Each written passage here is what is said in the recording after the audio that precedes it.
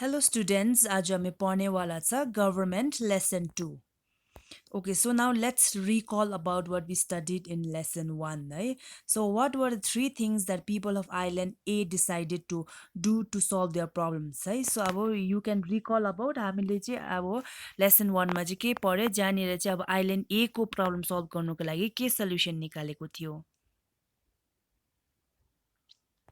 Okay, so अब तीनटा things that Island A decided to do were make rules है rules बनाउनेको decide गर्यो अनि अर्को चाहिँ make sure the rules are being implemented है so they wanted to make sure कि अब रुल्सहरू चाहिँ implement हुँदैछ भनेर है अनि अर्को चाहिँ oversee that the powers are not being misused है अब जुन चाहिँ power या rules बनाएको छ त्यो चाहिँ misuse नहोस् भन्ने कुरा चाहिँ decide गरेको थियो Island A ले है And in a country which organization is responsible for the below functions है so एउटा countryमा चाहिँ कुन चाहिँ organization चाहिँ responsible हो in making rules making sure the rules are followed overseeing that the rules or powers are not misused है so country एउटा countryमा चाहिँ कुन चाहिँ organizationले चाहिँ यो तीनटा थिङ्सलाई चाहिँ make sure गर्छ कि it functions.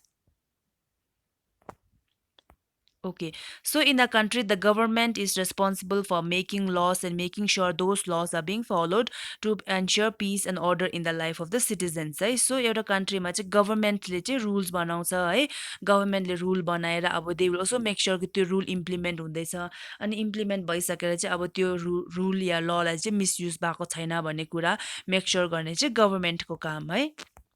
Okay, so what are some of the ways in which we can form a government? है so अब हामी let's see about कस्तो कस्तो वेमा चाहिँ हामीले government form गर्न सकिन्छ है so there are many ways in which leaders can be chosen to form a government है so अब there are many ways जहाँनिर चाहिँ हामीले अब government form गर्नुको लागि leader choose गर्न सक्ने there are many ways है so in this lesson we will learn about the democratic form of the government है so यो लेसनमा चाहिँ हामी democratic form of the government पढ्नेवाला छ है so we'll learn about that through different activities है so in today's class we'll choose the class leader right so India is a democratic country and hence our government is chosen by the people of the country है so हाम्रो India चाहिँ democratic country बनिन्छ अनि इन्डियाको government चाहिँ people चाहिँ choose गरिन्छ है so a form of government where people have the power to choose the leaders who will form the government है so democracy भनेको मतलब चाहिँ के हो भन्दाखेरि चाहिँ यस्तो प्रकारको government हो जहाँनिर चाहिँ अब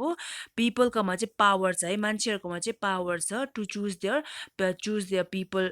their people or leader to form the government है अब को मान्छेले चाहिँ कुन मान्छेले चाहिँ government form गर्नुपर्छ भनेर चाहिँ मान्छेहरुले चाहिँ choose गर्न पाइन्छ so त्यसलाई चाहिँ democracy भनिन्छ so in a country India people have the power to choose leaders who form the government है so अब अघि मैले भनिहालेँ हाम्रो अब country that is India मा चाहिँ मान्छेहरुकोमा चाहिँ यस्तो power छ जहाँनिर चाहिँ they can choose their leaders है त्यो leader choose गरेर त्यो leaderले चाहिँ government form गर्दा हुन्छ अनि योलाई चाहिँ democratic country भनिन्छ so the word democracy comes from the Greek word kratos.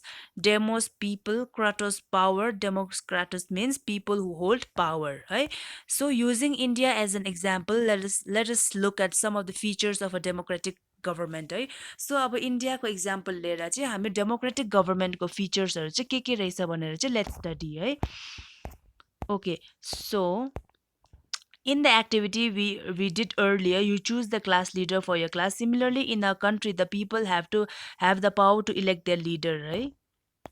So in a democracy, the government is chosen by the people, right? So democracy मा चाहिँ government चाहिँ कसले choose गर्छ भन्दाखेरि चाहिँ मान्छेहरूले नै choose गरिन्छ हो. So what's no party a group of people that comes together to get elected and form a government चाहिँ पार्टी भनिन्छ अब ग्रुप अफ मान्छे आउँछ जो चाहिँ अब के भन्छ हामीलाई चाहिँ इलेक्ट होस् है हामी इलेक्ट होस् अनि हामी चाहिँ गभर्नमेन्ट फर्म गर्न पाओस् भन्नेलाई चाहिँ पार्टी भनिन्छ अनि भोट भनेको चाहिँ to make a choice between two or more candidates for an election by writing it on chits or raising of hands etcetera है सो भोट भनेको चाहिँ अब दुईटा पार्टीबाट या दुईटा क्यान्डिडेटबाट चाहिँ एउटालाई छान्नुलाई चाहिँ भोट भनिन्छ है अनि यो चाहिँ अब राइटिङ अन द चिट है अब कुन चाहिँ पार्टीलाई चाहियो भनेर एउटा चिट पेपरमा लेखेर छान्नु पनि सक्छ या आफ्नो हात उठाएर छान्नु पनि सक्छ so that is called vote है the party with the highest number of votes always forms the government है। अब जुन चाहिँ पार्टीको चाहिँ हाइएस्ट नम्बर अफ भोट छ त्यसले चाहिँ गभर्मेन्ट फर्म गर्छ है।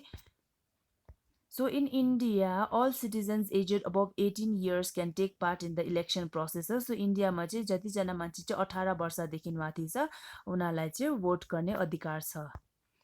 Citizens who are 18 years of age and above take part and vote in the elections. Right? So Indian democracy, the government is chosen by the people. Right? So Indian democracy मा चाहिँ के छ भने चाहिँ government चाहिँ मान्छेले छानिन्छ अनि party with the highest vote firms the government है। जुन चाहिँ पार्टीले चाहिँ हाइएस्ट नम्बर अफ भोट पाउँछ त्यसले चाहिँ गभर्मेन्ट फर्म गर्छ। अनि अर्को चाहिँ सिटिजन अफ इन्डिया जो चाहिँ अब 18 वर्षदेखि माथि हो उनीहरूलाई पनि भोट गर्ने चान्स पाइन्छ।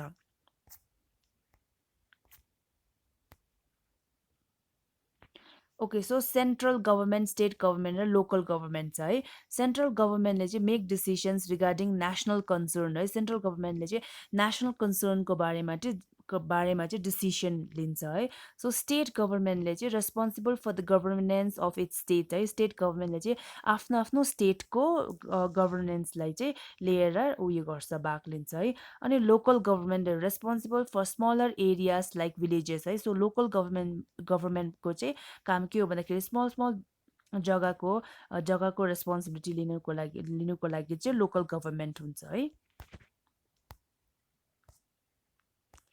Before our country's independence only a small number of people were allowed to vote है। सो हामी इन्डिपेन्डेन्ट कन्ट्री हुनुभन्दा अगाडि चाहिँ कम्ती मात्राको मान्छेले मात्रै भोट गर्न पाउँथ्यो है। So these were tax paying property or land owners है।